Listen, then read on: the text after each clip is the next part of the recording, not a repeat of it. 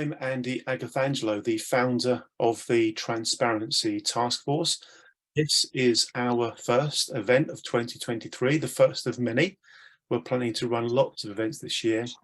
And later on in the session, I'll be sharing with you the sort of timetable we're going to be using throughout 2023. This event's rather unusual. It's not about a subject as such. It's more about our plans and priorities for 2023. But within that, you're going to be getting a very clear message about what we think to be important and why we have decided to focus on the things that we have decided to focus on. I do hope you find it very interesting indeed. There is a huge amount of content, I'm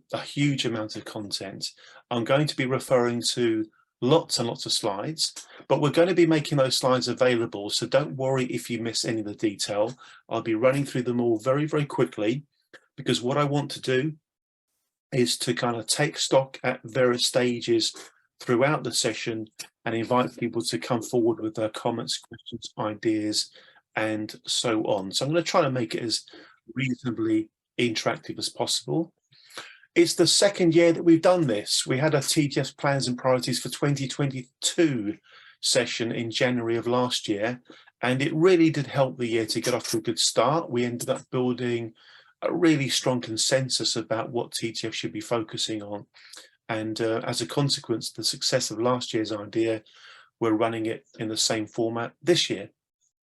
And just like last year, the real value for us in this session is inviting people who care about the TTF and who care about our work to have an opportunity to think about what we're planning to do and to share their feedback and opinion and comments and questions to help us refine our approach. So in actual fact, there's nothing we're going to show you tonight that is absolutely set in stone. I'm open to suggestion. I'm always open to ideas, and I'll be making it very, very clear how and when by you that you'll need to sort of share your thoughts with us. I'm going to share my screen now. I'm going to go to slideshow, and with a bit of luck, the technology is going to be kind to me. It looks like it is, which is good. So that theme there, time for transparency, we use that particular image in all sorts of places. It's just our sort of our default position, really. And of course, you know the power of transparency in driving change. We're all very familiar with that.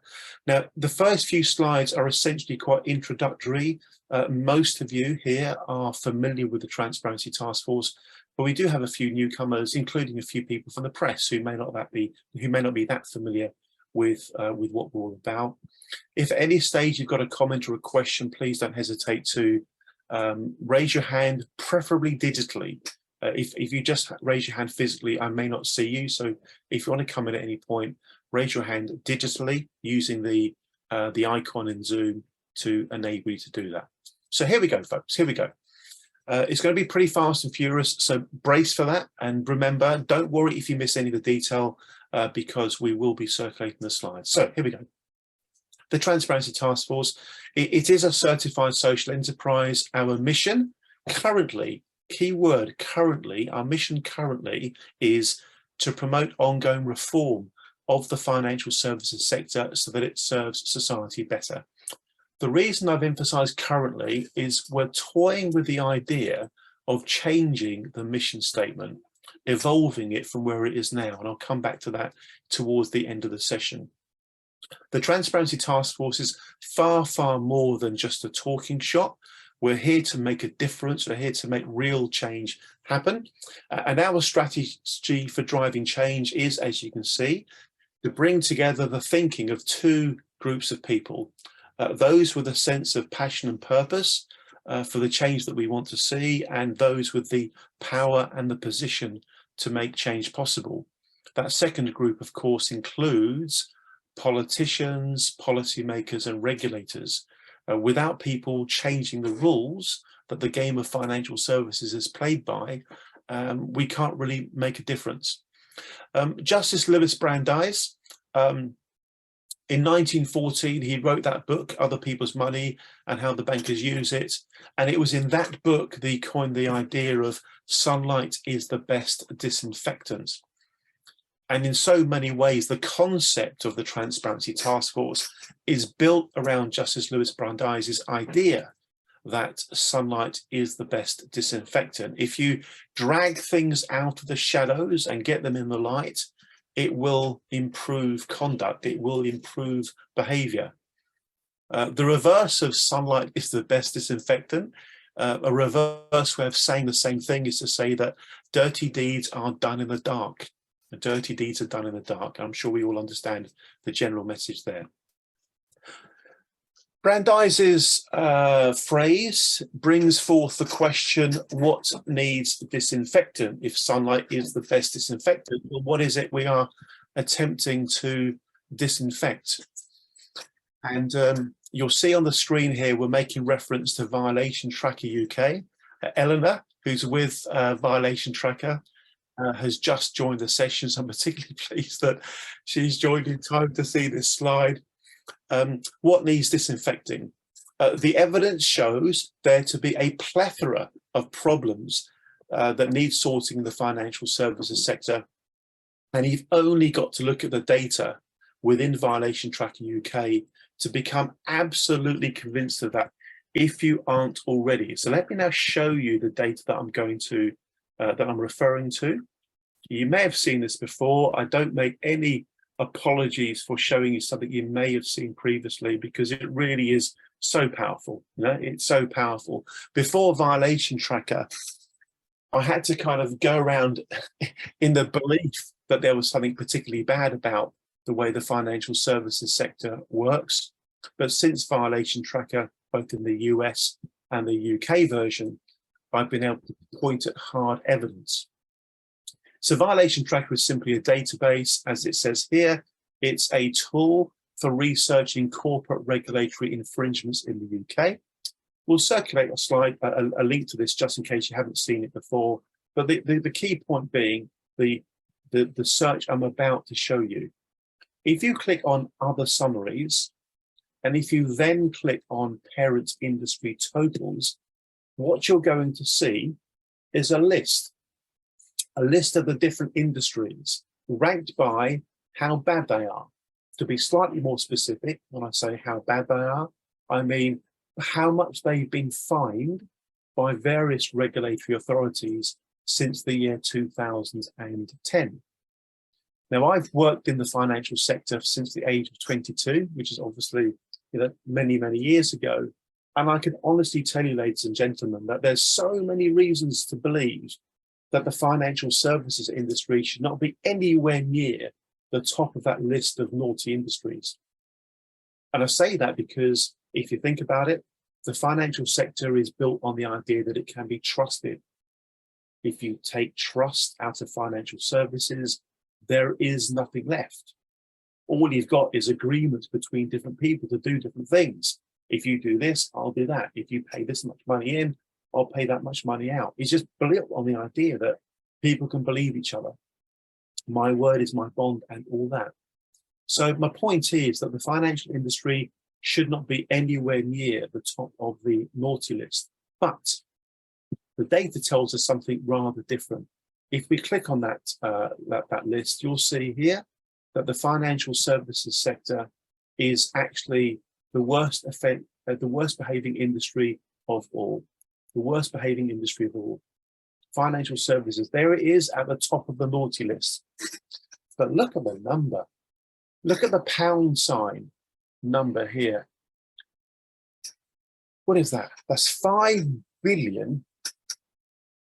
You have to stop and think. 5 billion's a lot, isn't it? 5 billion, 427 million, 584,715 pounds worth of fines against the financial services sector. Now, bear in mind this, the fines apply to where there's been some prosecution or enforcement.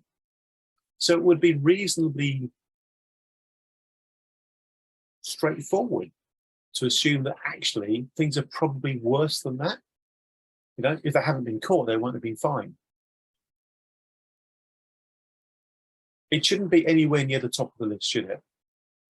And not only is it at the top of the list, it's at the top of the list by a long, long way.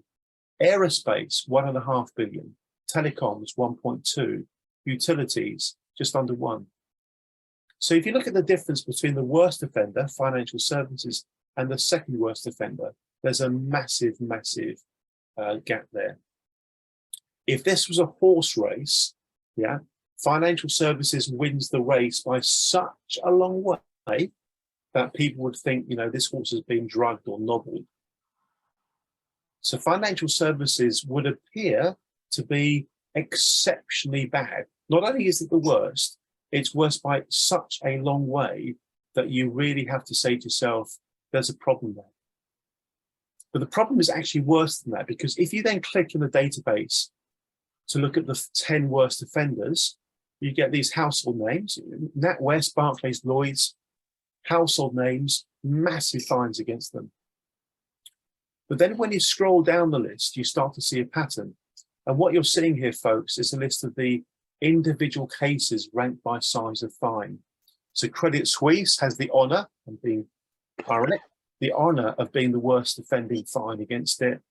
In 2021, 292,209,276 pounds worth of fines against it. So Credit Suisse, Barclays, Glencore, NatWest, UBS, Deutsche, Citibank, etc. But when you scroll down the list, ladies and gentlemen, you start to see a pattern. The pattern you start to see, and it is this point that made me think we must have Violation Tracker UK. At the time, there was only the US version. This is the point. What we're seeing here is a pattern of organizations doing bad things over and over again. They call that recidivism. I call it rampant recidivism. And this brings to the surface a very, very important question.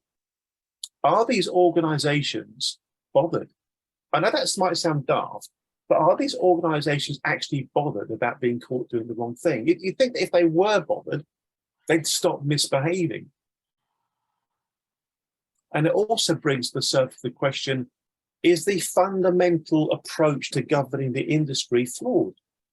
Because if you think about it, if all the regulators are doing is fining the companies, who pays for that? Well, the shareholders pay for that. And if there isn't anything to actually make the individuals responsible for the malpractice, the malfeasance, the misconduct, the mis-selling, or whatever it was, if there isn't individual consequences, then are you really coaching that organization to improve its behavior? Or are you, inadvertently or otherwise, training the organization to carry on behaving like that? These are big, big questions, and they really do point to the idea that parts of the financial services sector appear to behave as though doing something bad, making a shed load of money doing it, having loads of bonuses off the back of it, getting caught paying a fine is just seen as a cost of doing business. And exactly as Eric Smith just put in the chat, a cost of doing business. And to be honest with you, when I first heard that idea, I thought, no, of course not. But you start doing the maths, you work out how much money is being made by doing bad things. And you work out whether there's a business case for taking risks, excessive risks, including the risk of doing something wrong, ripping off customers in one way or another, knowing that there's a chance you'll get caught, there's a chance there'll be a fine. But by that time, maybe the relevant directors or senior people have moved on, etc., etc. So they call that recidivism. I call it rampant recidivism. Rampant recidivism. So this is one of the reasons why the Transparency Task Force exists. We exist because there's something out of control in the financial services sector. You know, it wasn't doctors or dentists or teachers or railway workers or people working in fish and chip shops that created the global financial crisis. It was the financial services industry. Yeah. The global financial crisis was financial sector misbehaving. Apart from the massive economic harm and carnage it caused around the world, you may or may not know, it resulted in about 10,000 suicides, people who lost their jobs, lost their homes, repossessions, and all the rest of it. The human cost and suffering from the global financial crisis was just ghastly. And we know also from the book we published last year, we know from this document we published in Parliament and produced in Parliament last year, Faces of Financial Crimes, Suffering Caused by the Financial Sector. We know from the research in that the individual harms brought about by malpractice by the financial industry is absolutely horrific. So, ladies and gentlemen, what I'm trying to do here is simply give you the overall context that there is no sensible reason to think or feel or believe that things in the financial services industry are okay. They are not. And one of the things that really annoys me is when you hear regulators and others talk about the financial services sector in the UK being the jewel in our crown. You know, we're so proud of it. Of course, there are bits of it that are brilliant. But hey, wake up. The financial sector in the UK is the most violating of all industries, fact. And the UK, London, the City of London, is now known to be a world centre of illicit money flows. You know, money pouring into the City of London for the last 10 plus 15 years through terrorism, through Russian oligarchs and all the rest of it. You know this, you've only got to Google it.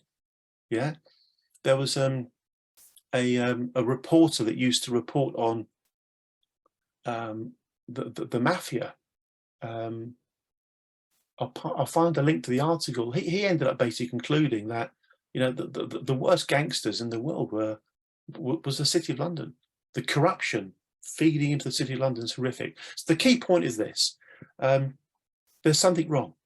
There is something seriously wrong with the financial industry, and that's why the Transparency Task Force exists. That's why I've dedicated my working life to trying to make a difference, and that's why I'm so proud to say that there are many others who are becoming part of this active activist community of change makers. And essentially all we're trying to do is speak truth to power and getting people to pay attention to what they really ought to be paying attention, to. I'm going to go back to my slide deck. I think I found it. Here we go. So share screen. Here we go. Move that to there. Lovely. Back to the slideshow. So there we go. This is just a response to the question, what needs disinfecting? Is basically lots and lots of problems inside the financial services industry. The theory of constraints. I fell in love with the theory of constraints when I first started learning about it roughly 15, 20 years ago. And what it basically says in plain English is most organizations have to operate in an environment where there is limited resources. And because of limited resources, use your resource wisely. That means make intelligent decisions about what you focus your energy on. That's essentially what the theory of constraints is all about. Now, the Transparency Task Force is a remarkably constrained organization when it comes to resource. We hardly have any. We have to be incredibly miserly about what we need to do with our resource.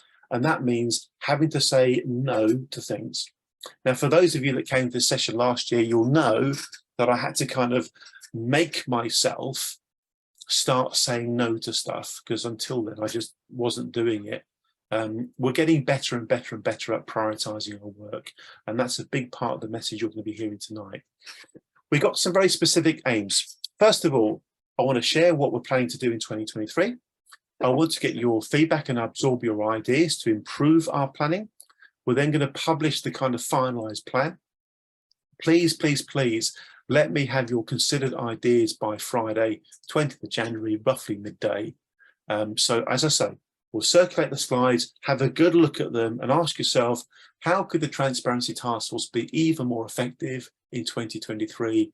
I think they could and should do this, this and this. Send me that email. I'd love to hear from you. And I promise you, we're open to suggestion, and we can very, very easily make changes because there's no bureaucracy here. It's a very flat structure.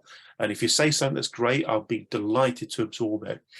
As we go through the session, can I please also ask you, ladies and gentlemen, to ask yourself, which campaign activities might you want to specifically align with and give support to? We are very, very much a volunteer-driven organisation. So if you hear something that really appeals to you, don't hesitate to let me know. How do we decide what to do? In the old days, I used to kind of do everything. The Transparency Task Force used to try and do everything.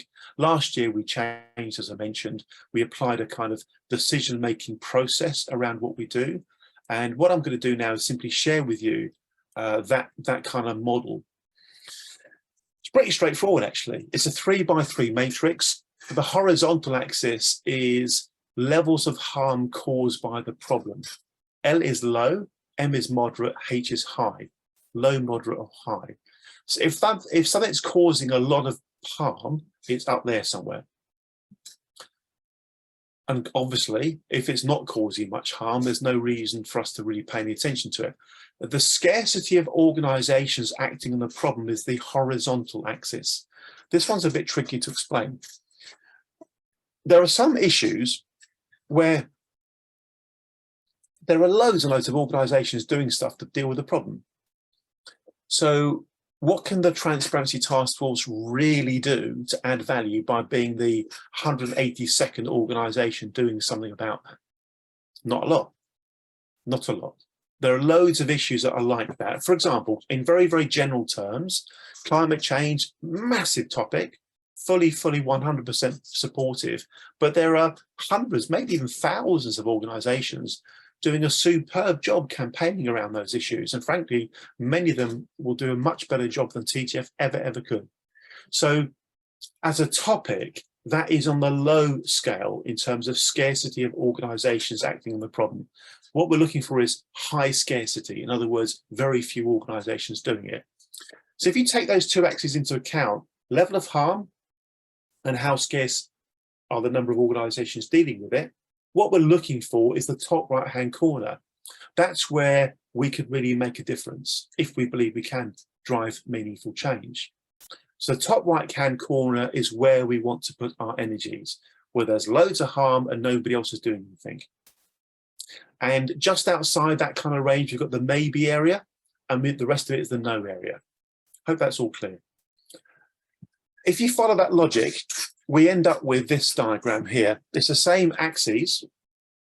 The top right-hand corner is where the Transparency Task Force ought to lead.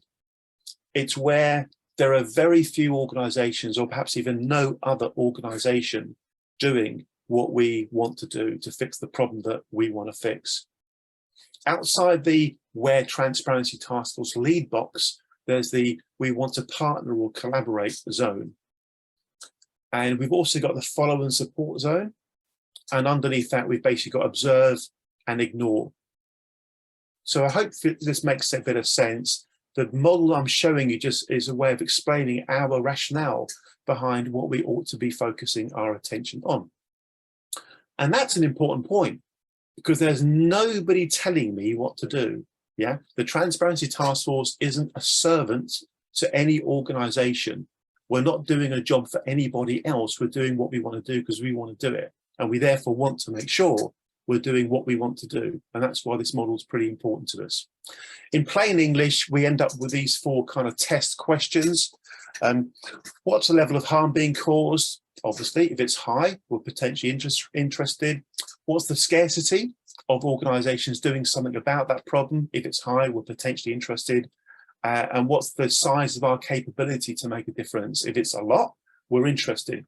And is there anything to drive a sense of urgency around it as well? Are there reasons to do this now rather than later? And if you apply those four questions, that gives you a basic framework for deciding where to put our energies.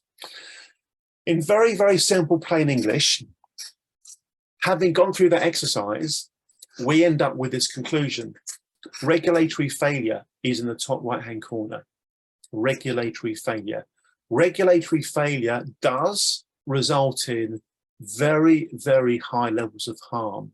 You know, hundreds of thousands of people are being impacted in the most egregious way. For example, because they've lost their life savings because some crook is out there who should have been banged up bloody years ago, excuse my language, because there hasn't been adequate regulation or enforcement or investigation or prosecution. Yeah, don't underestimate this. The financial and human suffering caused by somebody who's had their life savings stolen from them is just egregious. It's just off the scale. So regulatory failure definitely gets a tick in the box in terms of, does it cause a hell of a lot of harm? Bloody right it does. It really does. It really does. And on this scarcity of organisations, how many organisations are out there focusing on regulatory failure? I think really it's only the Transparency Task Force doing it in anything like the way that we are. So I guess what I'm saying, and it sounds a bit immodest, I'm not being big-headed here in that way at all, but I guess what I'm saying is we believe, rightly or wrongly, but we believe we've got a pretty unique part to play in all this.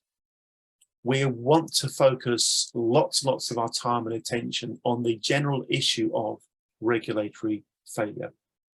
So we've got a whole load of no areas, we've got some maybe areas, and as I've explained, we've got the regulatory failure area, which is where we are absolutely definitely putting our energies. It's impossible to think about regulatory failure in the UK without thinking about the Financial Conduct Authority. Now, I have to be quite blunt. All right, I have to be quite blunt. I'm not going to kind of pussyfoot around things. I'm going to be pretty blunt and pretty direct in the absolute confidence that everything I'm going to say today, I can prove and support with evidence. Clearly, the FCA is responsible for regulation and enforcement in the financial sector in the UK. It's obviously remarkably important. Parliament has given it a job to do, several jobs to do, but one of them is providing an appropriate level of consumer protection. But the evidence really does show that the Financial Conduct Authority is consistently failing to do that job effectively. And that's important because that's causing real harm. I must explain that when I started the Transparency Task Force 7 years ago, this was not my view. 7 years ago, my view was that the Financial Conduct Authority is a big part of the solution, but that's not my view anymore. That's not my view anymore at all. I'm absolutely convinced that the Financial Conduct Authority is a great big part of the problem. So we believe the evidence shows the FCA has issues that go far beyond innocent incompetence. Let me stress that point. An individual or an organisation could be underperforming because it's just not doing its job very well. Up until probably about 3 years ago, I thought that characterised the FCA. It's just not very good at doing what it's trying to do. And of course, I'm being very generalist here. Of course, there are brilliant people in the FCA, and some of the things they do may be outstandingly good. I'm being very general. I have to be for this kind of, generalist conversation. So up until about a few years ago, I was of the view, when the FCA stuffs up, it's through what I'm describing as innocent incompetence. But I no longer have that view. I think there's something a bit more sinister than that. I think there's something a little bit less innocent than that. And that's what I'm going to spend the next few minutes talking about, because my view is that the FCA's got some pretty serious issues. Now, I'm probably going to send a recording of this session to the Chief Exec and the Chairman of the FCA. And as you'll see later, I'm going to be inviting the FCA to put me right if I've got it wrong. If I've genuinely got it wrong, then please, FCA, put me right, put me out of my misery, so to speak, tell me how I've misunderstood everything, and in actual fact, these issues don't exist. If they want to try and do that, they're very welcome to do so. But what we believe and what we know is that many of our members are individuals who have suffered due to regulatory failure by the FCA. Many of our events have been about topics to do with failure at the FCA. The shortcomings of the FCA come up time after time after time in conversations. And this is a key point, because the Transparency Task Force is the secretariat to the All-Party Parliamentary Group on Personal Banking and Fairer Financial Services, and because, in keeping with the APPG's invitation to run the call for evidence about the FCA in terms of the administration and the operation of it, we have seen a mountain of evidence about the FCA. And it's that evidence that takes us from, we think the FCA's got issues beyond innocent incompetence, into a new territory, something a bit darker than that, something a bit more sinister than that. But regardless of what we think, regardless of what we think and what the APPG evidence suggests, think about this, folks. The independent Gloucester report, anybody reading Dame Elizabeth Gloucester's report about the FCA would have to conclude that it's got serious issues. Anybody reading the Parker report, which was about Connaught, Gloucester was about LCNF, Parker was about Connaught. Anybody reading Parker's report would come to the same conclusions, even though, for reasons we haven't got time to go into, the supposedly independent report by Parker, we would argue, was not independent at all. The Work and Pensions report, same conclusion. The FCA's got some serious issues. John Swift KC's review on interest rate hedging product they're selling, you will come to the same conclusion. It's the FCA's got some serious issues. The National Audit Office's investigation into the British Steel Pension Scheme mis-selling stuff, conclusion, FCA's got some serious issues. The report on the BSPS scandal by the Public Accounts Committee, guess what? Same thing. The work of numerous investigative journalists, people like Andy Verity, people like James Hurley, people like Rachel Walcott and Lindsay Rogerson at Thomson Reuters, the work of many, many journalists will point to the idea that there's something pretty seriously wrong at the FCA.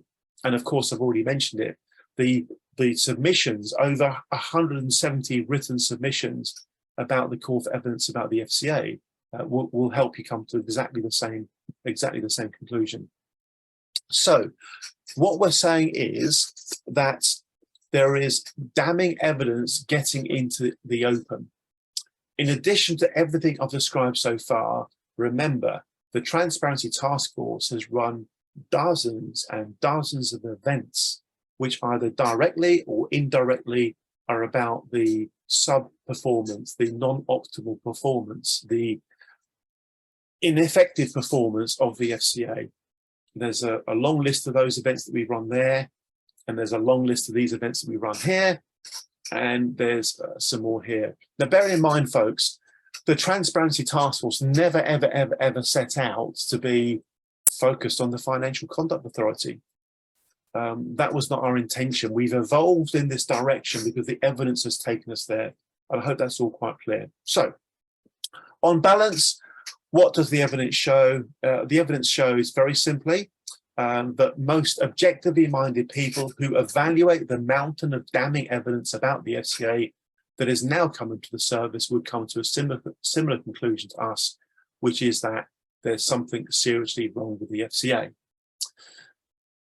So, if the financial industry is like a game of football, we're basically saying the problem isn't the players, there's something wrong with the referee. There's something wrong with the referee. There's no point trying to get the industry to behave properly if there's something wrong with the referee. That's kind of where our thinking's at. So what I'm going to do now, folks, I'm going to jump away from my slides, and I'm going to invite us to spend a few moments, for those that want to comment and ask questions in relation to anything I've covered so far. And then, having done that, we'll carry on with the story I'm telling tonight. So would anybody like to come in with any initial comments or questions? I haven't really been looking at what's in the chat so far, but let me have a quick look at that. Mr. Paul Carlier, you've put your hand up straight away. I have to tell you, folks, Paul is like such a massive asset to the cause. It's truly, like this, it's truly astonishing just how much Paul contributes to what we're trying to do. And he's a blessing, he really is. Mr. Carlier, what would you like to say? Yeah, I just wanted to pick up on the sunlight is the best disinfectant. and it is. But one of the things that, you know, Andy's aware that I've been focusing on in the last year especially is the fact that the key laws that exist to enable the sunlight through are being abused and breached on an industrial scale. And by this I mean the UK data laws, the GDPR and the Freedom of Information Act.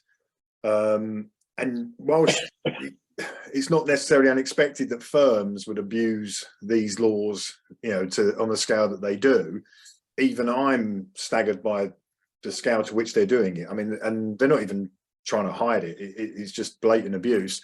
But what's perhaps more disturbing is the extent to which regulators, government departments, police forces and other public bodies are also abusing and breaching these laws. So it's all, you know, sunlight is the best disinfectant, but these laws that are there to let the sunlight through are being essentially abused. And to be fair, if there's one regulator in the last year that is appearing to step up to the plate, it is the Information Commissioner's Office. I've escalated multiple complaints to the ICO over the last 12 months. And in that period, they have upheld 8 complaints. And these are really significant complaints against the likes of, and multiple ones against the FCA, and also against the Business Banking Resolution Service, the BBRS. That's a whole other ball game and a whole other issue.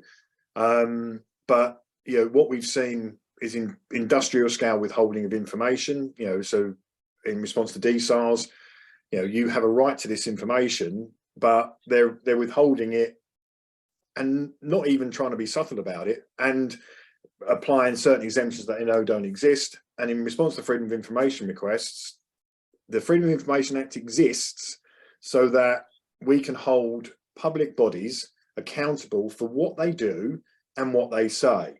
And Andy, I think I've shared a number of these with Andy. I've written freedom of information requests to the FCA on multiple occasions in response to a specific representation that they've made, enclosed evidence to show that that representation was false or misleading, and asked them for information to explain why they have contradicted fact.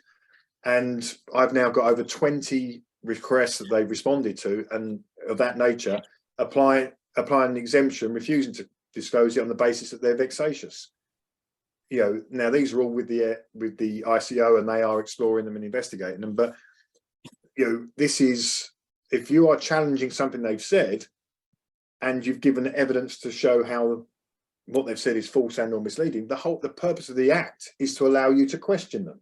So, but what we're getting in response, not just me, but others as well, is just an industrial scale, dishonest failure to disclose information. And just on, while we're on that, just one final thing, we have a situation in the UK now where last January, the APPG, a group of MPs, were forced to sue the FCA because the MPs had said, John Swift said that you acted unlawfully in respect to the IRHP review, when he said in his investigation, you acted unlawfully by introducing the sophistication criteria. The FCA then went, thanks for that, we'll move on. The APPG, the group of MPs that set the law that John Swift QC said the FCA had breached, challenged the FCA and said, no, Mr. Swift has quite rightly said you breached the law, so you now have to do something about it. The FCA went to the lawmakers and said, sod off, no, we're not going to do that. Yep. The FCA is literally telling people that set the laws that are then entrusted to the FCA to uphold, no, we're not going to do what you expect us to do, we're going to do what suits us. And the APPG has been forced to apply for a judicial review, literally suing the FCA for not upholding the laws in the way that the law was written by these lawmakers to, you know, and for the FCA to enforce. How can such a scenario ever exist? But it has. Yeah, thank you very much, Paul. Thank you. But Paul's absolutely right. I mean, we were genuinely shocked when parliamentarians who, you know, obviously, you know, voted into power by us, the electorate, parliamentarians were having to try to force through a judicial review the FCA to do the right thing, which is to get the banks to compensate the known victims of bank mis-selling. I mean, there's got to be something wrong when that happens. There's got to be something wrong. Thank you so much, Paul. We're going to go to Martin White. Martin put a particularly good point in the chat, I thought, earlier about the way that the FCA is influenced by Treasury and things around it. I absolutely agree with that, Martin, and we're going to come back to it later. Always lovely to have you with us, sir. Martin, please briefly introduce yourself and share your thoughts. Thank you. Okay, I'm an actuary. I was one of the founding members of the UK Shareholder Association in 1992. And the purpose of that was to put my actuarial knowledge into a public domain. And our body has more or less been a bit of a gentle campaigning body, and it's getting more and more strident about it over time. I separately entered into a competition for ideas for reforming the financial sector. The head judge was John Kay, and I won the damn thing. And I put a link to the event and to the paper. I wasn't the only paper cited. There's a lot of interesting stuff, but my paper is the one that's germane to this particular discussion. The key points I was making was that we have really good evidence that the regulators are not in the business of putting the consumer first. The opposite is the case. A lot of nice stories I'm able to refer to, which some people were really shocked to hear. And funnily enough, a number of the stories can be personally attested to by other members of the Transparency Task Force Advisory Committee, because we've got people who've been on the consumer panel. My key point is the problem is the power of the financial sector, and the thing you don't get discussed at all much, and that's really the point. There is a silence about the importance of expenses. And if you look at any of the strategic documents by the Financial Conduct Authority, they do not mention expenses hardly at all. And my proposal is really, I'm looking to get more support for what I've already been doing. I set up something called Savers Take Control, and I gave my first talk about that at a Transparency Task Force event, is to get more retired people, particularly retired actuaries, to help me tell the public the truth. And the key thing the public need to know is, first of all, that the system's there to screw them. They need to know the importance of expenses. They need to know how to avoid major expenses without paying fortunes to financial advisors. And the regulatory framework really makes it difficult for anybody to get meaningful financial advice because of things like insurance costs and compensation costs, which are levied in a way that really means only very few people will ever go to a financial advisor, and then they'll have thousands of pounds taken off them every year. And the points I've been made in the chat, I'll be extremely happy, Andy, for that lot to go to the Financial Conduct Authority senior people. I don't mind being shot at. Thank you. Thank you very much, Martin. Great input as always. Thank you. Pauline Creasy, she's not in San Francisco, or actually is somewhere in the UK. Pauline, please briefly introduce yourself. Again, like everyone else who's spoken so far, it's been great to have your support and involvement with what we're doing. Tell everybody a little bit about your situation and how you got to get involved with the TTF, and then go to sharing your point. Thank you. Thanks, Andy.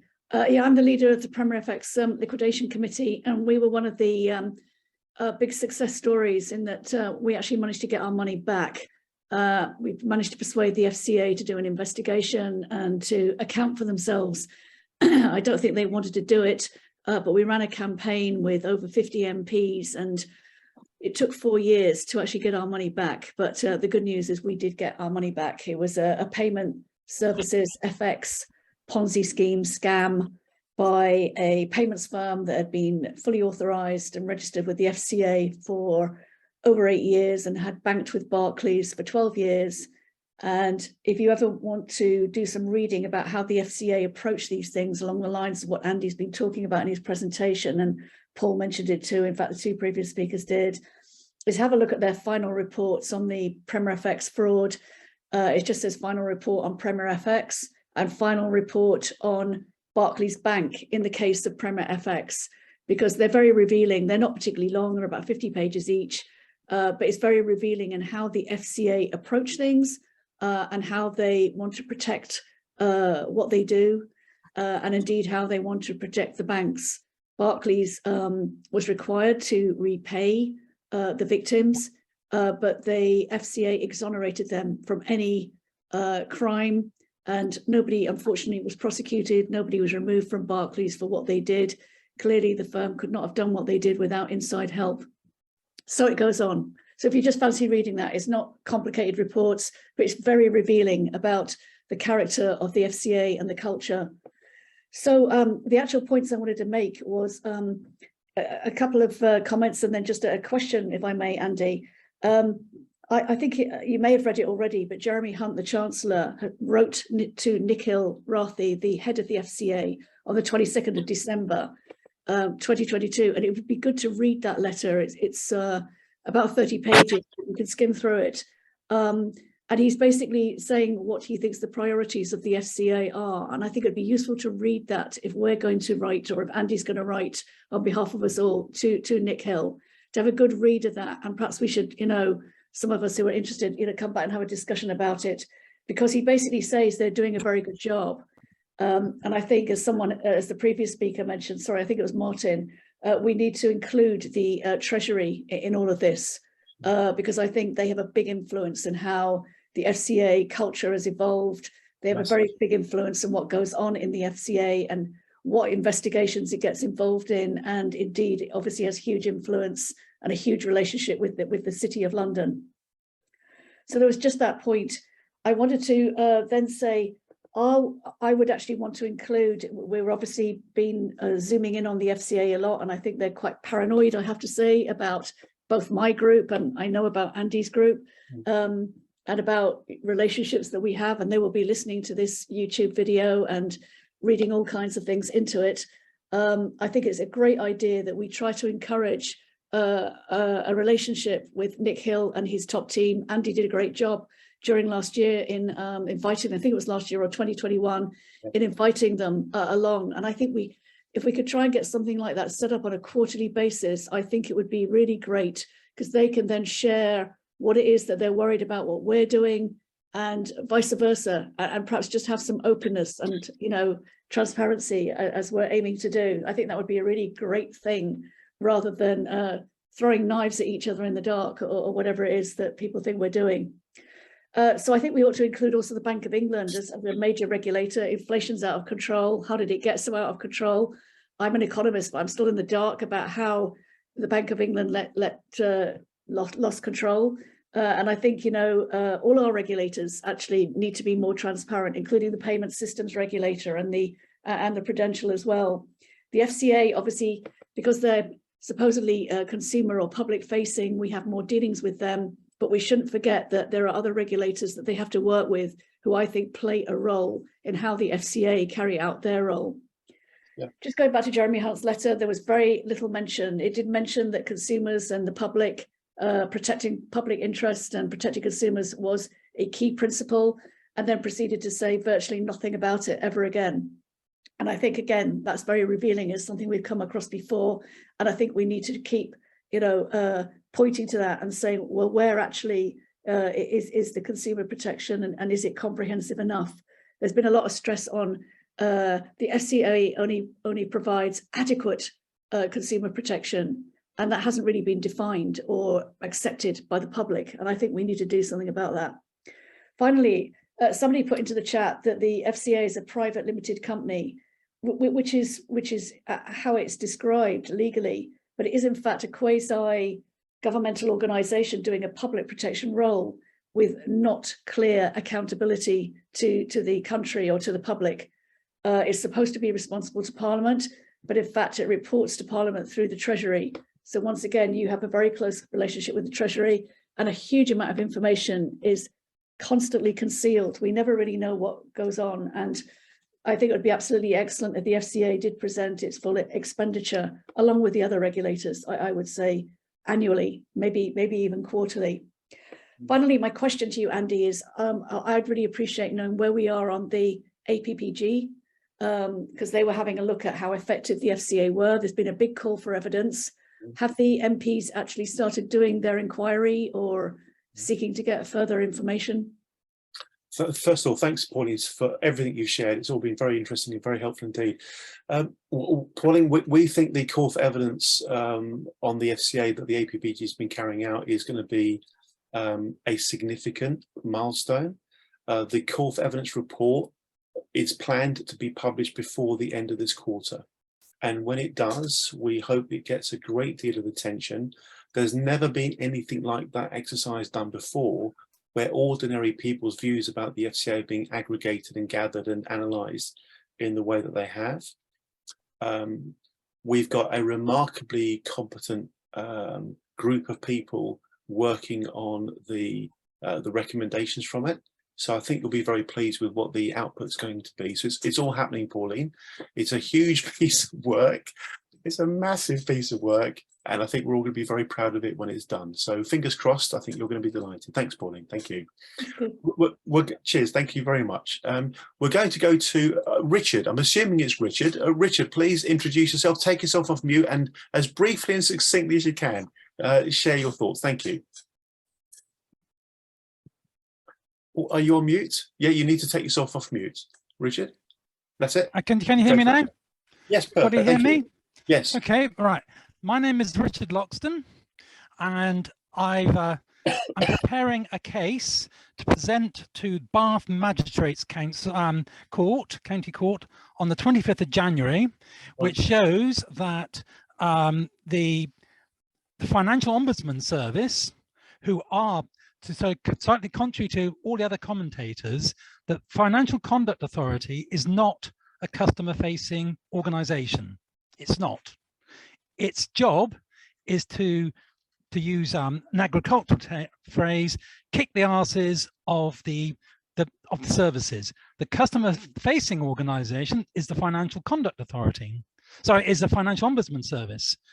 So I have a case which shows that Sir Nicholas Montague, the former chairman of the Financial Ombudsman Service, acted unlawfully, and they set the Financial Ombudsman Service deliberately set a policy where they were be selling their product at below cost rates, and they expect people to accept their opinions because they, the Financial Ombudsman Service, have some magical power.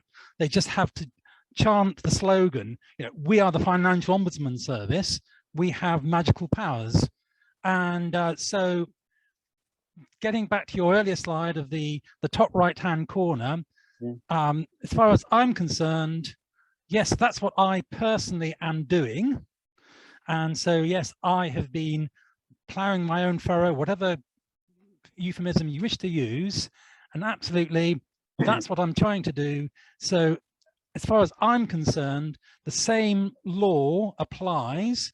So anybody who has a complaint against the Financial Conduct Authority because you believe the directors acted improperly, if you can prove that, you can have the directors of the Financial Conduct Authority prosecuted, and they can be held personally responsible, they can be made bankrupt, and they can go to jail.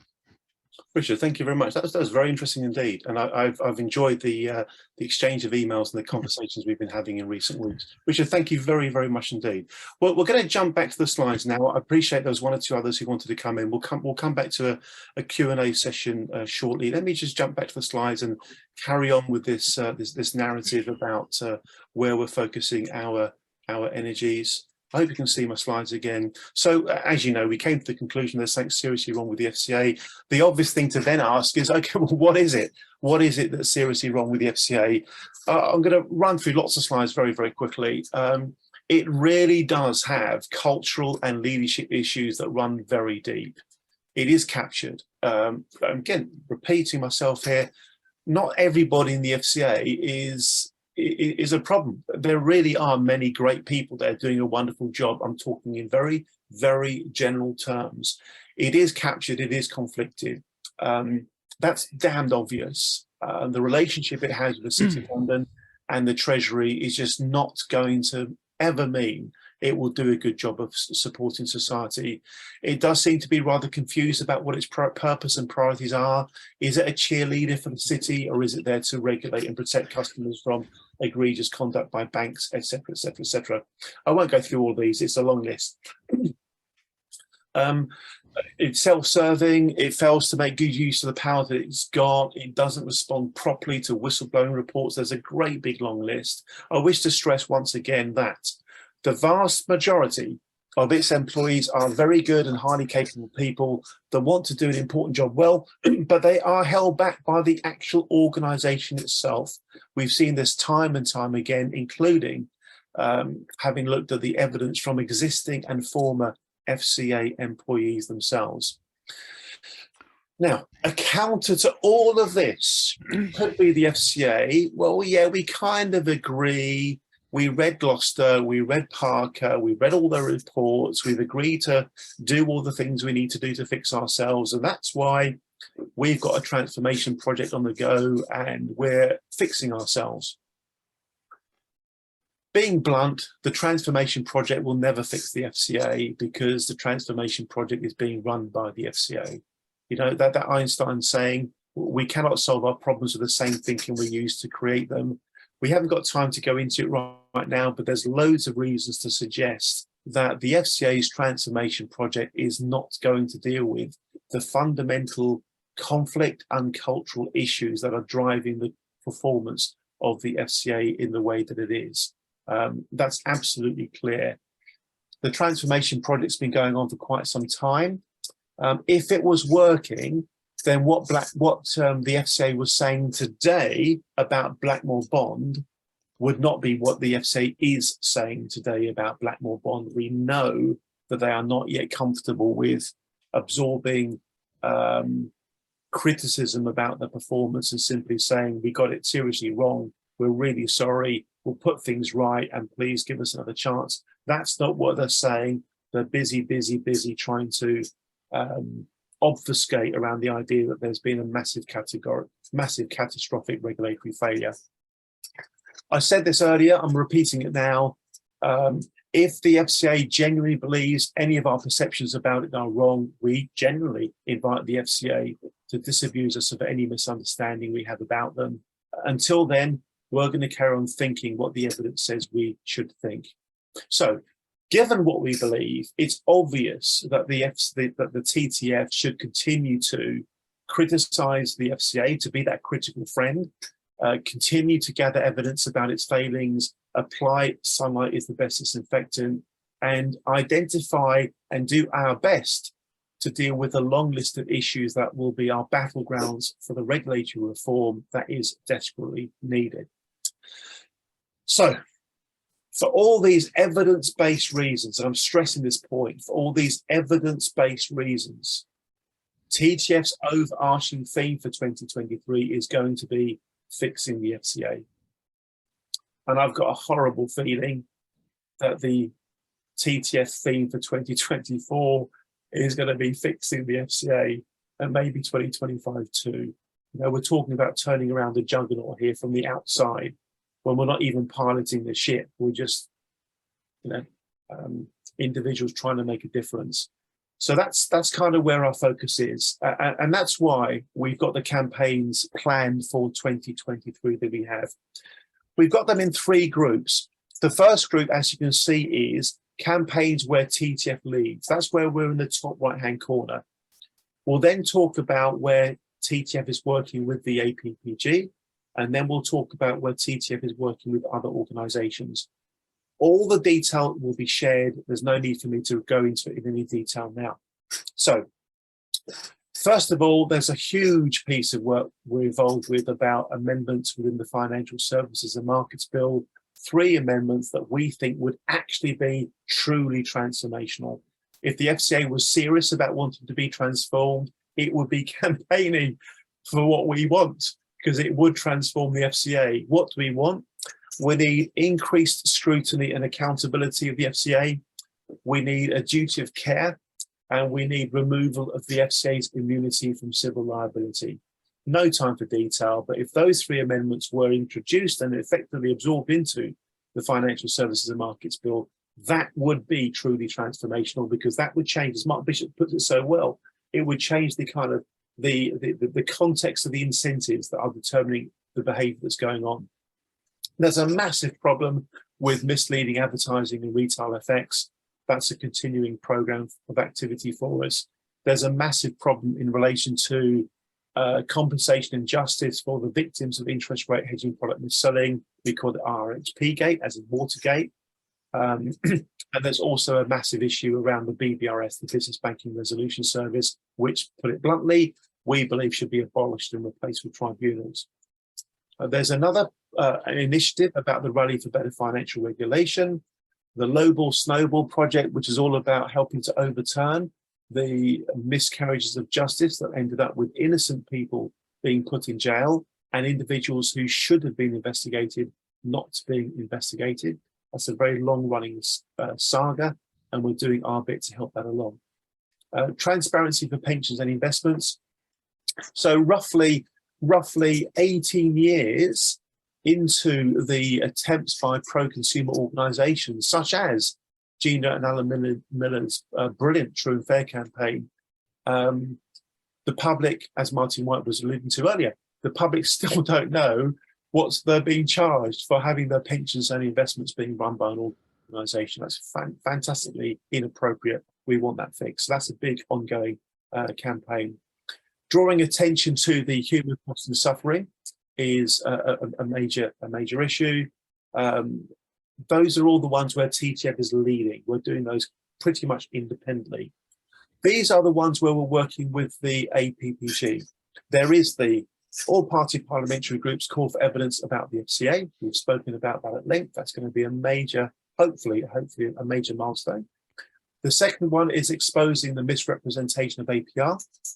Long story short, the FCA have a general policy to not check whether the APR being advertised by lenders is the APR actually being charged.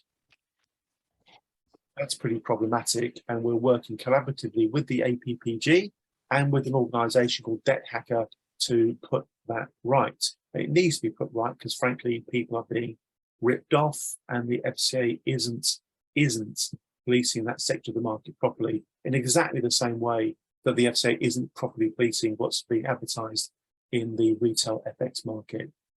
The Phillips Trust Corporation issue, this is all about how people have, we believe, been duped into rearranging their estate planning affairs in a manner that's, I'm being polite here, in a manner that's suboptimal for them, leading to massive consumer detriment.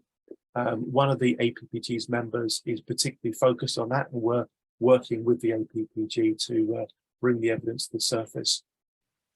The Brits scammed abroad issue. So many people are losing their life savings as a consequence of crooks, criminals, organised crime, stealing people's money. Brits in the UK are vulnerable. People, expats, people outside the UK are even more vulnerable. And we are absolutely convinced that the FCA could and frankly should be doing a better job of joining up the dots with international enforcement agencies and other regulators. That's pretty much a new initiative that we're going to be getting behind. The third group are campaigns where TTF is working with organisations other than the APPG. Violation Tracker, we have a wonderful working relationship with the folks at Violation Tracker. From our point of view, Violation Tracker helps us to highlight the rampant recidivism of the financial services sector and the FCA's enablement of it. The FCA's enablement of it, what I mean by that is, if the general regulatory response is catch a company doing something wrong, find the innocent shareholders, then the processes are going to be repeated time after time after time.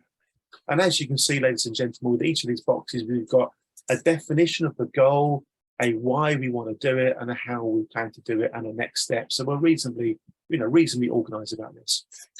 The Economic Crime Bill and Corporate Transparency Bill, there's a lot of work to be done there. Why? Because the UK is the global world centre of illicit money flows, and it shouldn't be. A lot of work needs to be done around that, and we can obviously work with the relevant authorities, for example, the APPG on corruption and responsible tax, led so brilliantly by Margaret Hodge MP. Mortgage prisoners, we do quite a bit with and for the support of mortgage prisoners. and the annual assessment and rating of the FCA. John Howard, who I'm so proud to say is the chair of TTF's advisory group, when he was the chair of the Financial Services Consumer Panel, he introduced the idea of an annual assessment and rating of the FCA. We think it's a brilliant idea. The Consumer Panel no longer do it. Long story as to why that might be the case, but we haven't got time to cover it. Would it be good if there was a proper, formal annual assessment and rating of the FCA? And we can try to help that to happen, perhaps with the Treasury Select Committee, perhaps with the Financial Services Consumer Panel. Nick Smith MP is very, very keen on that idea. So I'm sure we can find ways to work with and support Nick Smith as well. The FCA's complaints and compensation scheme. We're going to be hearing from Mark Bishop later. Mark Bishop did something brilliant about 3 summers ago. He noticed the FCA tried to squeeze in, without anybody really noticing it, a consultation over the summer where the FCA was going to massively overhaul its complaints and compensation scheme. Rather deviously, the FCA made out that the improvements to the changes to the scheme were essentially improvements, but they weren't. They actually reduced significantly the ability for consumers to get money from the FCA if the FCA stuffed up. It's all gone quiet because Mark alerted the TTF to that. We took action. We encouraged some other organisations to take action as well. And it's all gone very, very quiet. We're going to continue to keep a watch on that. Whistleblowers, again, many of you will know this. People such as Paul Carlier, George Patelis, and many others can talk about what it's like to be a whistleblower in terms of the FCA support or otherwise of them. Revolving door problem, we're involved with an international initiative about doing something to do with that, which we will hopefully result in the creation of a database. The competitiveness agenda, some of you have touched upon that. Finance Transformation Network are doing a great job in that. We're supporting it and are an active part of it. We run the Woodford Campaign Group, that's pretty self-evident. There's a big push to introduce a statutory financial services tribunal framework. We're involved with that too. And this slide speaks to the point that Martin White made in the chat ages ago, which is we need to think about the organisations around the FCA that influence it. Yeah, for example, the Treasury, the City of London Corporation, the Bank of England, the consumer panels, government, the banks, etc., etc. UK Finance. Yeah, UK Finance is the trade body of the banks and the financial sector in the UK. There's very good reason to believe that it has massive, massive, massive influence on what's going on. Now, there are other things, other problems, other areas that we know are issues, and we are not going to be putting energy into them because we have to make those opportunity cost decisions about where we put our resource. So these are all issues that are worth doing something about, but we can't do it because we don't have the resource. And there's some more here. And we're not going to be forgetting the international perspective. I'll show you how we're going to be handling our international dimension in just a moment. So these groups are the groups within the Transparency Task Force that are in some way related to the campaigns that I've just been talking about. And all the other Transparency Task Force groups are not directly relevant. So there are some groups that are going to be very, very active, and there'll be some groups where effectively we are just letting things tick over. We're going to be in watching brief mode as opposed to putting lots of energy into them because there is so much to be done. This is what's called a model week. I'm going to show you that because it's quite important that you understand how we are trying to organize our most precious resource, which is of course time. Yeah, time is our most precious resource. So let me find the right bit on my screen. I found it. Share screen. Here we go. Okay, so this is what I call my model week. It's what I use to try to organize my time. A lot of it is completely irrelevant to you. For example, the fact that I'm supposed to go for a run or a bike ride at 7 o'clock in the morning isn't going to be of that much interest to you. It hardly ever happens anyway. The fact that I'm supposed to go swimming on Saturday mornings and Sunday mornings, but don't, is also not going to be of much interest to you. So there's a lot in here that's completely irrelevant. But I am going to draw your attention to some bits. In particular, folks, could I please invite you to take a look at 4 o'clock on Monday, Tuesday, Wednesday, Thursday, and Friday. Now, after 7 years of running the Transparency Task Force with so many different groups of people working on different things, I've now got to a point where we can run things pretty much like a synchronized gearbox, and I'll try to bring that to life. So, can you see the writing here? I've just put my cursor over the 4 o'clock on a Monday session. And what this writing is saying is, on the first Monday of the month, we'll have our advisory group, so long as that date works with the advisory group. On the second Monday of the month, we have our PR media and comms group. Third Monday of the month, we have our fundraising group. Fourth Monday of the month, we have our consultations committee. Now, all of those are what I call our advisory meetings. They're not about campaigns, they're about the inner workings of TTF that are really important, and the very lovely volunteers that help me with all that stuff make a real difference. The Tuesday sessions, the first Tuesday of the month is the Brits Scandal Broad group. Second Tuesday of the month, Woodford. Third is Global Snowball. Fourth is FX and payments. The Wednesday groups, first Wednesday of the month is governance, culture and conduct. Second is Pisces. Third is regulators watching scam busters. Fourth is revolving door.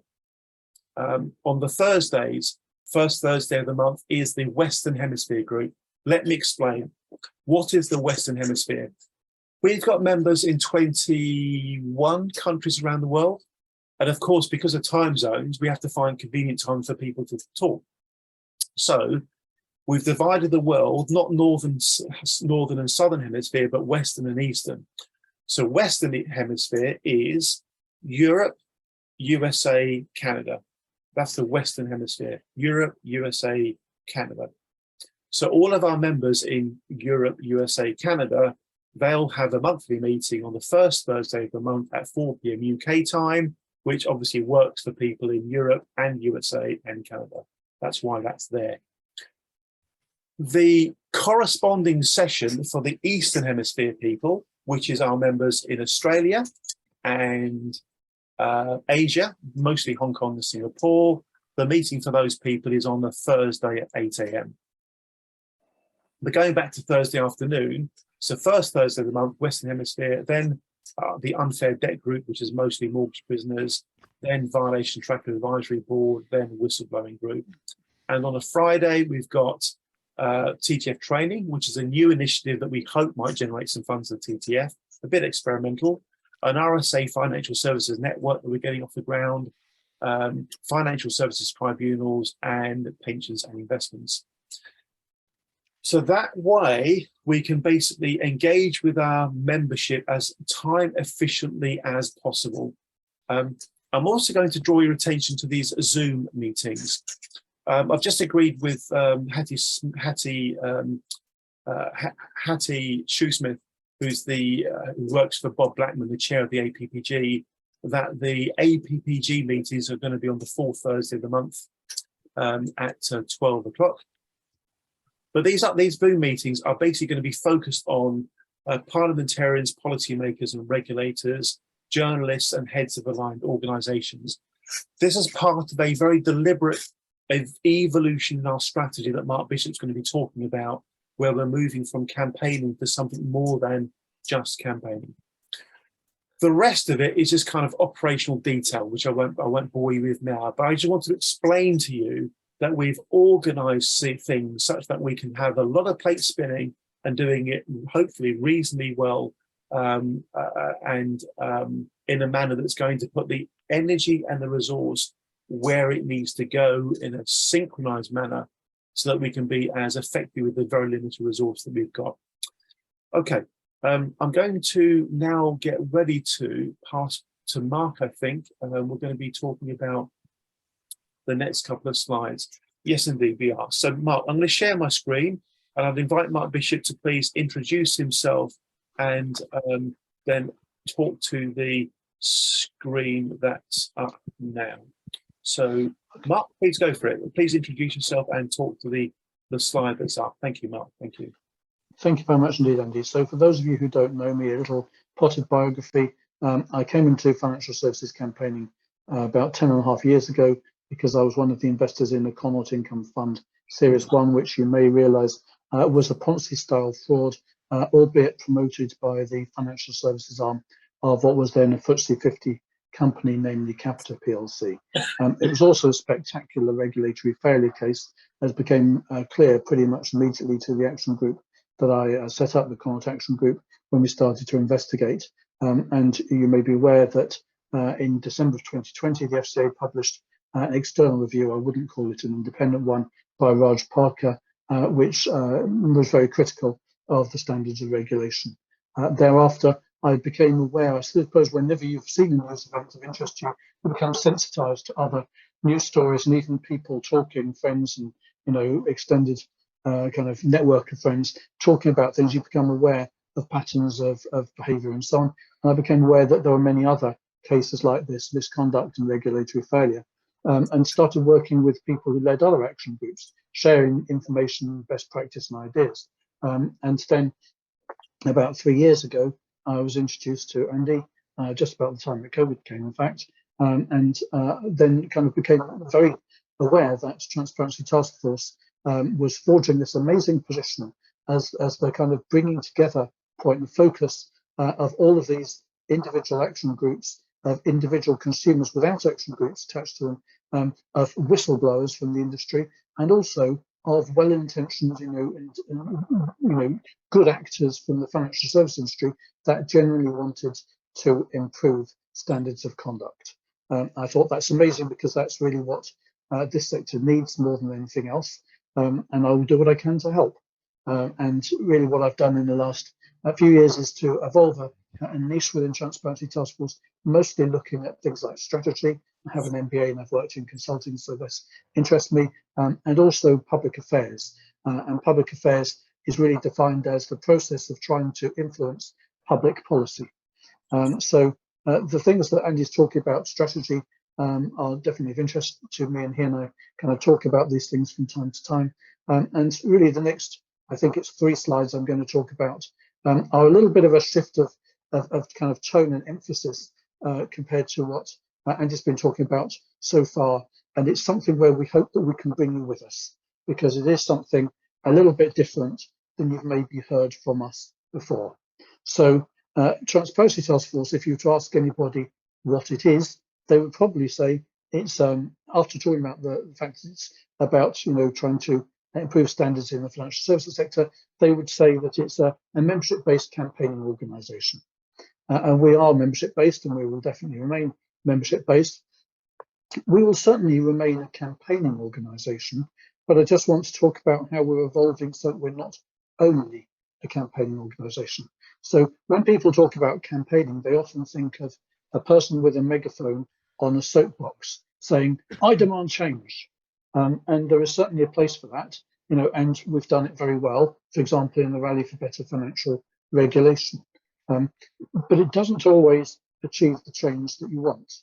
And there are other ways that you can achieve it. And if you look at the right-hand side of this slide, you can see the 2 other main ones. And the first is lobbying. Lobbying is about talking to politicians. It can mean, for example, sending them some information. But for example, if one of us does a freedom of information request and it shows something that the Treasury Committee might not have been aware of, we might send it to them. To give just one example, you were aware, I'm sure, that the Treasury Committee launched an investigation into London Capital and Finance after Dame Elizabeth Gloucester's report was published. I became aware that one of the people named in her report, Megan Butler, who I'd had some dealings with Connaught, had been involved in many kind of regulatory failures in the past, had been appointed to be the head of the FCA's transformation project, which Andy has spoken about. And I thought, well, is it really right that somebody who's been involved in so many failures is supposedly now fixing the place? I'm sure that that can't be the result of open competition, because if they'd searched widely for somebody to do this job, they would have found somebody better than that. So I put him in a freedom of information request. Sure enough, the job was never advertised externally, never briefed out to external consultants, only 2 internal candidates were considered for the role. She was a shoo-in. So I gave that information to the Treasury Committee. Treasury Committee asked Mika Ratti and Charles Randall about it. They had to admit to it. And in the report published by the Treasury Committee, they said, we think this was a mistake. In the future, please advertise externally all your senior vacancies. So we don't know yet whether they will do it. In fact, there's been evidence they haven't, but at least it's given us the ability to bring up questions via the Treasury Committee. Another form of lobbying is when there is the possibility of changing the law, and we've been doing that recently over the Financial Services Markets Bill, and Andy has already briefed you about that. The thing about this type of activity, however, is that it's not very visible to you guys, the members. So if we're asking you to pay us membership fees, which we need to keep this organisation on the road, and we then do a load of campaigning, like symposiums, events, stuff like that, you can see that you're getting a bang for your buck. And a load of people will turn up and say, it's an outrage, and you'll feel good about yourselves.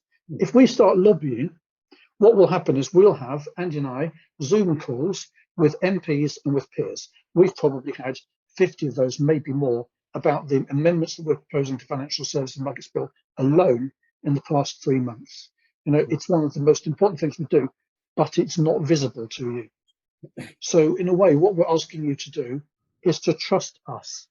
You may see us doing less things than we've done in the past, but we're actually achieving more for you, because by the process of lobbying MPs and peers, we can get our proposed amendments put forward.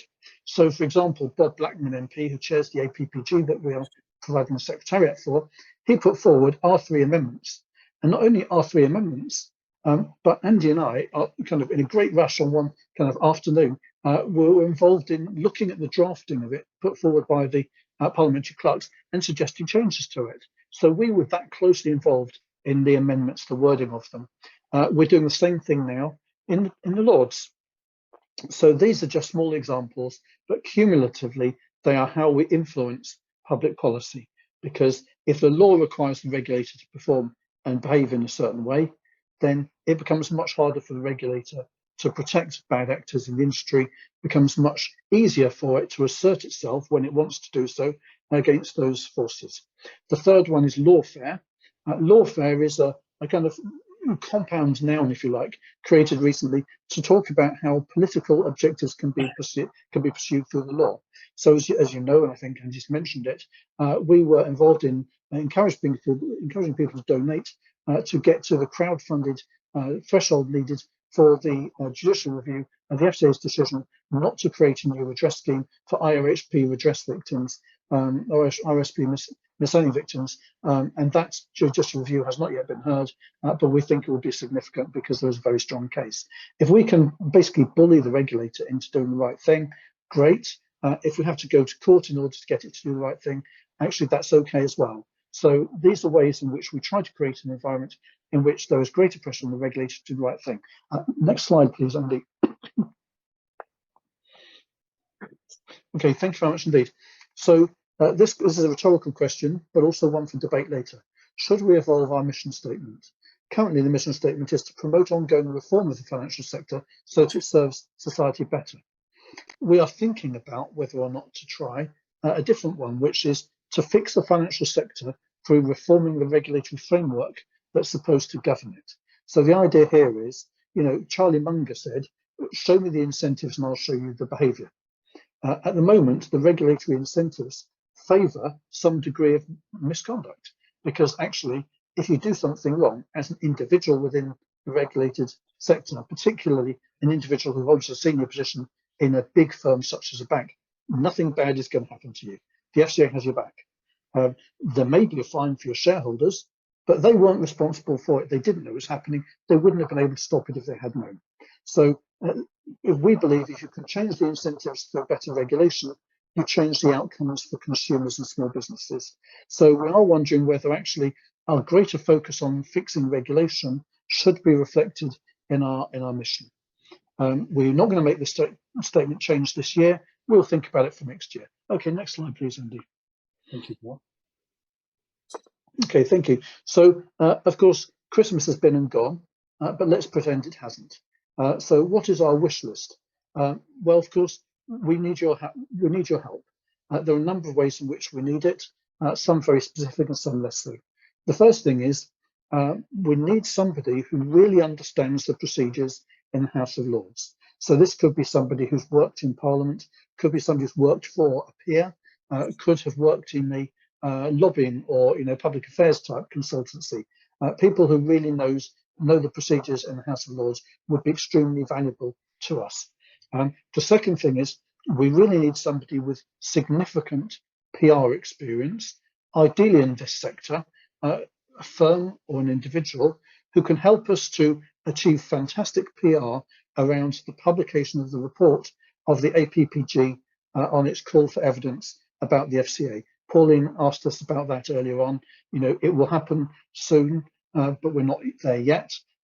We may even delay it for a little while so that it happens at a time when we know that Parliament and the media are likely to be receptive to it. So we're not giving ourselves any artificial deadlines. We want to make it work really well. And if anybody on this call either is somebody who can help us with the PR, or you know somebody who would be able to, you can maybe have a word with them, please let us know. The third is a general request. Anybody who wants to help regarding our campaign activities or kind of administrative work or anything like that. And finally, and this is really important, more paying members of donors are always needed. TTF runs on a shoestring. We have a pay what you can afford policy about membership fees. There are plenty of people who could afford to pay the full fee who are paying either next to nothing or nothing. And I know it's difficult to ask you for money, particularly at a time when energy costs are high, inflation is going to double figures. But those costs impact us as well. We also need more money. We are doing a remarkable amount of work. I mean, speaking myself, I spend probably on average 3 days a week, perhaps a little bit more, on Transparency Task Force. Nobody pays me for this. I don't get paid any expenses for it. I pay a membership fee. I bear my own expenses. There is a significant opportunity costing me, but I do it because it's the right thing to do. If you are in a position to pay a full membership fee, please pay it. Because we need things, and particularly as I said, as we're moving towards things like lobbying. To give an example, Andy and I are going to have lunch next week with a senior political figure and that person, a member of that person's staff. We are not going to expect that person to pay, and they are going to be going to a nice restaurant. The bill will be, I don't know, a couple of £100, maybe something like that, and TTF will be paying it. That is 5 people's full membership fees for a month. So those are just tiny examples, but they are illustrative of the point. We need money to survive. If you can possibly afford to pay the full fee or something close to it, that would be great help. I think that's probably it for me, Andy. Over to you. It is, Mark. Thank you very, very much indeed. There are many people within the Transparency Task Force community who are putting in a phenomenal amount of time and effort on a purely voluntary basis. People whose talents and abilities I could never afford, the TTF could never afford. Mark is most definitely one of those individuals. You've also already heard from Martin White and Paul Carlier. We've got people like Sue Lewis and John Howard on the advisory group. Many others putting in time and effort because they believe in the importance of what we're trying to do, and I am forever grateful to them for that. Okay, we're pretty much bang on schedule. I'm just going to recap on the key points here. We have set out some ideas today, none of which are absolutely set in stone. You recall the slide at the very beginning, which is please let us have your feedback and your input by Friday lunchtime of this week. Pop me an email. You'll get the slides sent to you tomorrow. And we want everybody to engage in the process of TTF evolving its plans and priorities for 2023. TTF is a team sport, as they say. You've got a really important part to play in it. What we can do now, folks, is in a moment we're going to go to Martin White and Nigel Cairns. I know Nigel had his hand up earlier. I also want to take the opportunity to do something which I think is very important. Could I please invite everybody to clap, to applaud for the international effort, this informal international effort that's going in by dozens and dozens of people to try to make a real difference because it's the right thing to do.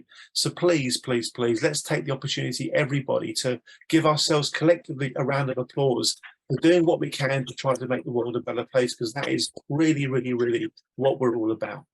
Thank you all very, very much. We're going to go to Martin White, then Nigel Cairns, then Anne-Marie Borg, then Thomas Walford.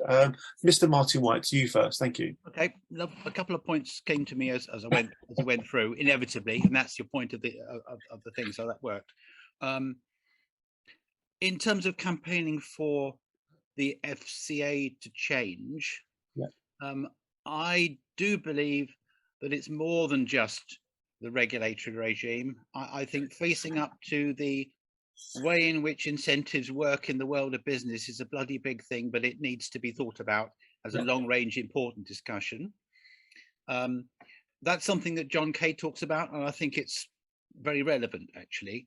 The other thing is what I'm trying to do with my campaign, which is entirely consistent with Transparency Task Force, is to set up a group of people who go about telling the public the truth about charges in such a way that people eventually will be able to see things they can do that make sense financially, that you don't need a financial advisor for, and most importantly, absolutely minimize ad valorem charges of all kinds. And the importance of that is massive. If you suffer typical charges that you will get if you go to a financial advisor, you will end up with less than half the ultimate wealth than you should do. It's as extreme as that. Martin, thank you so much. Thank you so much. I absolutely love your tenacious, persistent challenge around the industry and its lack of transparency and costs and charges. I really do. Martin, thank you very much indeed. I'm going to go to Nigel Cairns next. Nigel, I think you raised your hand earlier when I needed to move on. I'm okay, actually, Andy. I just wanted to make a minor point, which I put in the chat. So okay, thank you very much indeed. Nigel, by the way, is another person who deserves recognition. Nigel spending several hours a week. Nigel does a phenomenal job on media scanning, and also he's helping with the Call for Evidence report. Nigel, thank you very much indeed for what you do. Thank you very much. We're going to go to Anne-Marie, who many of you have heard of before, and then we're going to go to Eleanor, who some of you will be new to some of you. Anne-Marie, thank you. Yes, thank you. I was looking at all your Zoom sessions and I was thinking whether it would have an impact if we could actually also organize some with universities so that we actually can inform and influence in a way. It's not a very good term, but influence the next generation or who are going to be important in the financial sector. I don't know if we can organize something like that. You know what I feel about education and training, so yes. Yeah. Absolutely. Quite bizarrely, you've given me a perfect link to go from you, Anne-Marie, to Eleanor, because the Oikos Academy is an international network of students who we are working collaboratively with, and we are hoping and planning to do something with them in relation to exactly what you just described. And Eleanor's involved with that initiative because Violation Tracker is something they are very, very keen on as well. So, organization. Yes, absolutely. Thanks, Anne-Marie. Let's go to Eleanor, and then we're going to go to Thomas Walford. Eleanor, your thoughts, please. And please take a moment to introduce yourself, because you're quite new to most people here. Yeah. Hi, everyone. I'm Eleanor Godwin. I'm working for Violation Tracker as an outreach coordinator, but my full-time job technically is PhD student at the University of Liverpool. So the education point that Anne-Marie picked up, I think, is a really good one, because I think getting young people involved with both TTF and Violation Tracker is something that I'm quite passionate about. So I think we could definitely do some linked events with university students and, you know, TTF and Violation Tracker. I think that would work really nicely in order to sort of help bring in some you know, student voices and ideas as well, which I think would be great. I also just want to say thank you very much for all the information you've provided today, because it's great to get sort of more knowledge on TTF and what you've been doing. So if you need any help from me in, you know, a professional capacity from the point of view, I'm a corporate crime researcher as my PhD, and also as a professional with Violation Tracker, I'm happy to help and put my ideas forwards on both counts. So yeah, thank you, Andy. Thank you, Eleanor. I'm sure we'll make very good use of that very kind offer. Brilliant, absolutely brilliant.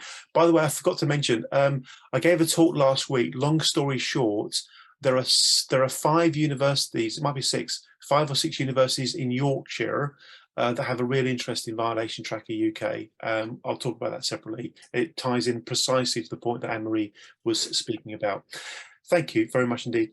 Eleanor, let's go to Mr. Thomas Wolford. Thomas, people won't all know about you. I do. Tell them a bit about yourself. I'm so proud to have somebody, frankly, of your kind of caliber and background involved and enthusiastic about what the TTF is all about. Thomas, go for it.